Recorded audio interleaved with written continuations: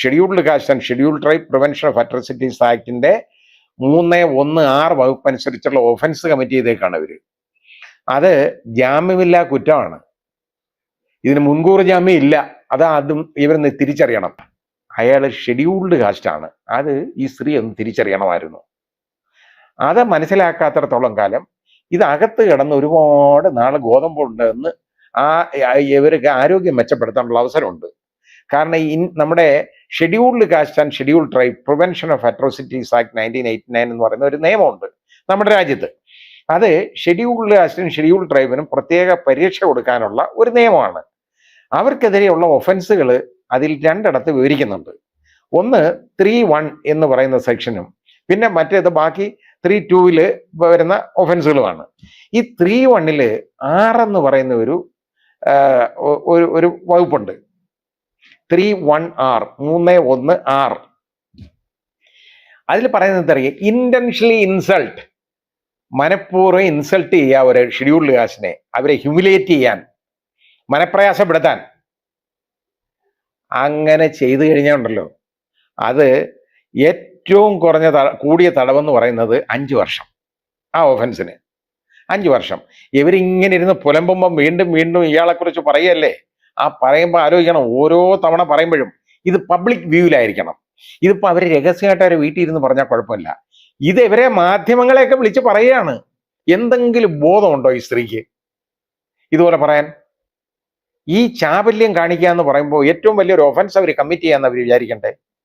അവർക്ക് ഏറ്റവും കുറഞ്ഞ തടവ് ശിക്ഷ എന്ന് പറഞ്ഞാൽ 6 മാസം ഉറപ്പ് കമ്പൽസറിയാ, കിട്ടിയേ വെക്കുള്ളൂ. ഇന്ത്യൻ ഭരണഘടന നിലവിൽ വന്നതോടുകൂടി 1951 മുതൽ എല്ലാവരും ഒരുപോലാണ്, ഇക്വാളിറ്റിയാണ് ഇവിടെ.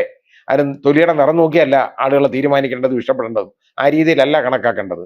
ആദ്യം ഇവരൊന്ന് തിരിച്ചറിയണം. ഈ 3(1)(r) ഞാൻ പറഞ്ഞ ഒഫൻസ് ഉണ്ടല്ലോ, ഏറ്റവും കൂടിയ അതിന് 5 വർഷം വരെ അതിന് തടവ് ശിക്ഷ ലഭിക്കാവുന്ന കുറ്റമാണ്. അതിൻ്റെ ഏറ്റവും കുറഞ്ഞ, അതായത് നിർബന്ധമായിട്ടും 6 മാസം കൊടുത്തിരിക്കണം. അല്ലാതെ സാധാരണ ഇത് പറഞ്ഞില്ലെങ്കിൽ എന്താ, ഒരു ദിവസം till the rising of the court എന്ന് പറഞ്ഞിട്ട് വേണമെങ്കിൽ ഒരു ശിക്ഷ കൊടുക്കാം. പക്ഷേ ഇതന്നെ അതൊക്കത്തില്ല. ഏറ്റവും കുറഞ്ഞത് 6 മാസം കൊടുത്തേ പറ്റൂ. ഇതൊന്നും മനസ്സിലാക്കിയിരിക്കണം ആ സഹോദരി. ഇനിയെങ്കിലും വാ തുറക്കുമ്പോൾ, ഇതുപോലെ വിഷം ചീറ്റുമ്പോൾ ഈ ഒരു ധാരണ ഒന്ന് മനസ്സിൽ വേണം. ഇങ്ങനൊരു പ്രശ്നമുണ്ട്, അകത്താകാനുള്ള എല്ലാ സാധ്യതകളും തെളിഞ്ഞിരിക്കുകയാണ് എന്ന് മനസ്സിലാക്കിക്കൊണ്ട് വേണം ഇനിയും പുലമ്പാൻ. സൗന്ദര്യം എന്ന് പറയുന്നതിൻ്റെ മാനദണ്ഡം എന്താണെന്ന് എനിക്ക് മനസ്സിലാവാത്ത കാര്യമാണ്.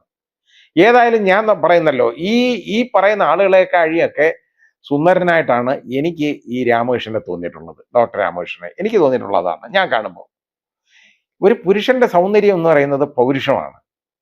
മാത്രമല്ല അയാളുടെ കഴിവുകളാണ് അയാളുടെ സൗന്ദര്യം.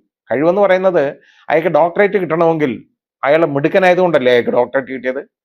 നൃത്തത്തിലെ മോഹിനിയാട്ടത്തിൽ ഡോക്ടറേറ്റ് വാങ്ങുക എന്ന് പറയുന്നത് എളുപ്പമുള്ള ഒരു കാര്യമല്ല. ഒരുപാട് നർത്തകരുണ്ട്, അവർക്ക് എല്ലാവർക്കും കിട്ടുന്നുണ്ടോ? ഈ പറയുന്ന സ്ത്രീക്കില്ലല്ലോ. എന്നിട്ട് പറയുന്നത് എന്താ അവസാനം? ഇയാൾ കറുത്തിരിക്കുന്നു, ഇയാളുടെ അമ്മ പെറ്റ അമ്മ കണ്ടാൽ സഹിക്കത്തില്ലെന്ന്. ഇതൊക്കെ പറയാന്ന് പറഞ്ഞ ഒരു മനുഷ്യ സ്ത്രീ പറയുന്ന വാചകങ്ങളാണോ ഇവർ പുലമ്പുന്നത്? ഒരു സ്ത്രീക്ക് പറയാവുന്ന ഒരു വാചകങ്ങളാണോ ഇതൊക്കെ? ഇവരും സ്ത്രീയല്ലേ. അയാളുടെ അമ്മ സഹിക്കുകയല്ല, അയാൾ നൊന്തുപറ്റ അമ്മ സഹിക്കത്തില്ല എന്ന് പറഞ്ഞാൽ അയാൾക്ക് എന്ത് മനോവേദനയുണ്ടാവും? ഇതുപോലെ ഇന്റൻഷനലായിട്ട് ഇൻസൾട്ട് ചെയ്യാനല്ലേ ഉപയോഗിക്കുന്നത് അയാളെ? ഇന്റൻഷനലായിട്ട് ഇൻസൾട്ട് ചെയ്യാണ് അയാളെ മനോവേദന ഉണ്ടാക്കാൻ. പ്രശ്നം ഇവിടങ്ങല്ല, അയാൾ ഷെഡ്യൂൾഡ് കാസ്റ്റ് ആണ്. അത് ഈ സ്ത്രീ ഒന്ന് തിരിച്ചറിയണമായിരുന്നു. ഡോക്ടർ രാമകൃഷ്ണൻ നല്ലൊരു ഡാൻസറാണ്, നന്നായിട്ട് പ്രകടനം നടത്തുന്നു, ഡാൻസ് കളിക്കുന്നു. അദ്ദേഹം ജോലി ചെയ്യുന്ന സ്ഥാപനങ്ങളിലെ അവിടെ പഠിക്കുന്ന വിദ്യാർത്ഥിനികളും അതുപോലെ തന്നെ അവിടുത്തെ സഹ അധ്യാപകരും എല്ലാം പറയുന്നത് എന്താണ്?